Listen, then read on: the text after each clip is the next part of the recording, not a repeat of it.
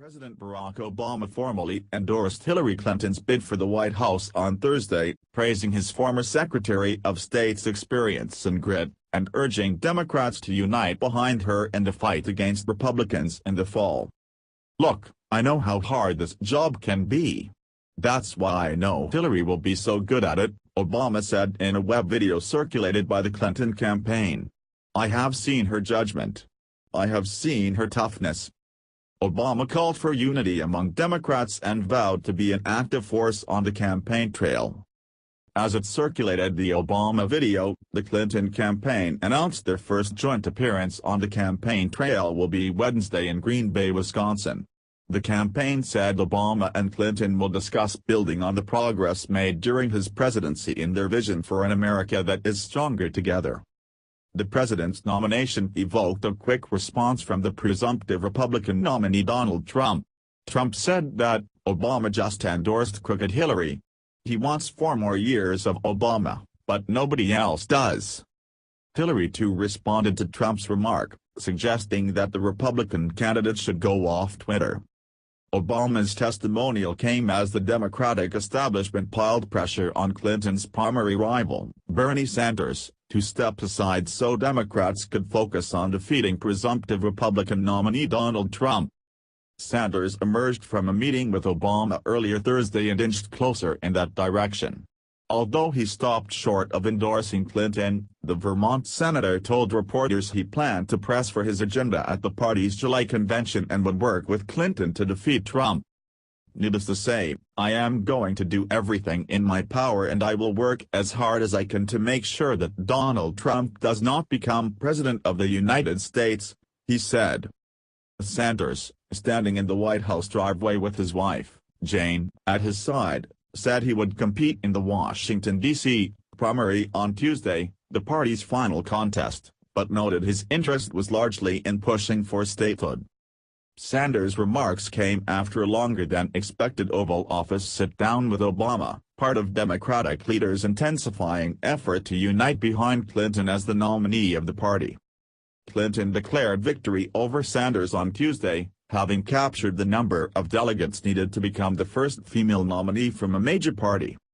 Though Sanders has shown signs he understands the end of his race is near, he was about to lay off about half his team, he has vowed to keep fighting, stoking concern among party leaders eager for the primary race to conclude.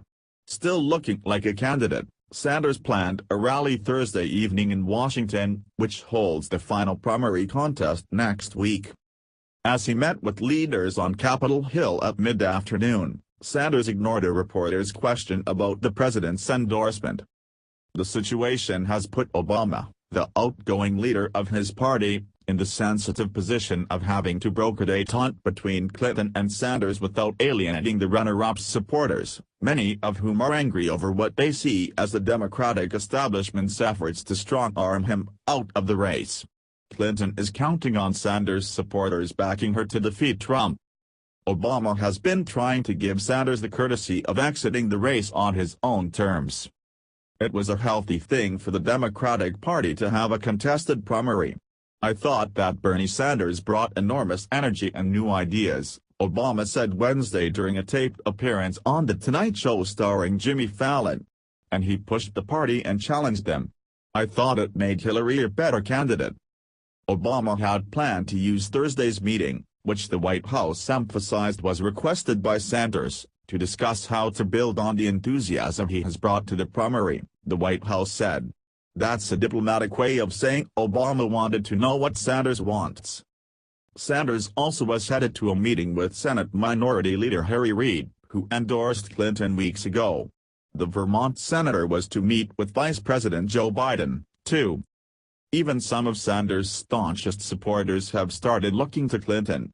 Senator Jeff Merkley of Oregon, the one Senate Democrat to endorse Sanders, said Clinton was the nominee and offered his congratulations. And Representative Raul Grijalva, a Sanders backer from Arizona, suggested the time to rally behind Clinton would come after the District of Columbia primary on Tuesday. "Bernie's going to do the right thing," Grijalva said. Now head-to-head in the presidential race, Clinton and Trump have one thing in common: Both are working to woo Sanders supporters. Trump has said he welcomes Sanders voters with open arms, while Clinton has vowed to reach out to voters who backed her opponent in the Democratic primary. He has said that he's certainly going to do everything he can to defeat Trump, Clinton said of Sanders in an Associated Press interview. "I'm very much looking forward to working with him to do that." Trump, despite a string of victories this week that reaffirmed his place as the GOP nominee, was still working to convince wary Republicans that he's presidential material. Looking ahead to an upcoming speech attacking Clinton and her husband, Trump tried to turn the page following a dust-up over his comments about a Hispanic judge's ethnicity.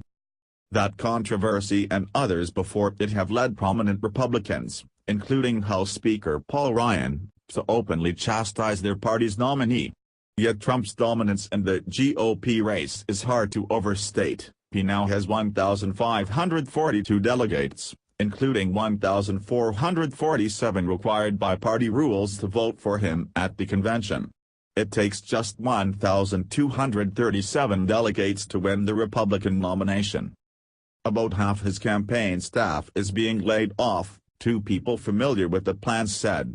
They spoke on condition of anonymity because they weren't authorized to speak publicly about the layoffs. Obama's aides have said he's itching to get off the sidelines and take on Trump. The key question is whether voters who helped elect him twice will follow his lead now that he's not on the ballot. Democrats have yet to see that powerful coalition of minorities, young people and women reliably show up for candidates not named Obama. "It's going to be hard to get African American turnout as high as Obama got it, and to get youth turnout as high as Obama got it," said Shalene DeLake, a Democratic pollster. "We have to work really hard."